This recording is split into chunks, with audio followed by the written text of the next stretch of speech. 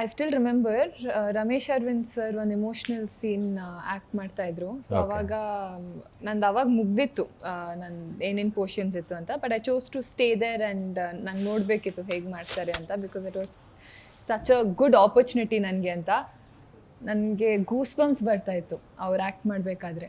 Okay. ಅವ್ರು ಎಲ್ಲಿ dialogue ಹೇಳ್ತಾರೆ, ಎಲ್ಲಿ ಬ್ರೀದಿಂಗ್ ತೊಗೊತಾರೆ, it was treat to watch. I think ಆ ಥರ ನಾನು ಯಾವಾಗ ಪರ್ಫಾರ್ಮ್ ಮಾಡೋದು ಅಂತ ಅನಿಸ್ತು ನನಗೆ. It was such a good learning experience ನನಗೆ. ಆ್ಯಂಡ್ ಸಂಜಯ್ ದತ್ ಸರು ಅಷ್ಟೇ. Okay. ಅವ್ರು ಒಂದು ಡೈಲಾಗ್ ಹೇಳಿದರೆ ಇಡೀ ಸೆಟ್ ಸೈಲೆಂಟಾಗಿ ಕೇಳ್ತಾ ಇದ್ರು. ಆ್ಯಂಡ್ ಅವ್ರು ಕಂಪ್ಲೀಟ್ ಆದಮೇಲೆ ಇಡೀ ಸೆಟ್ ಕ್ಲಾಪ್ ಮಾಡ್ತಾ ಇದ್ರು ಅವ್ರಿಗೆ.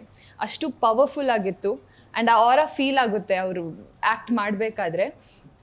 ಆ್ಯಂಡ್ ಇನ್ನೂ ತುಂಬ ಇದೆ ಹೇಳೋಕ್ಕೆ, but it was crazy experience and a good learning experience ನನಗೆ ಆ್ಯಸ್ ಅನ್ ಆರ್ಟಿಸ್ಟ್.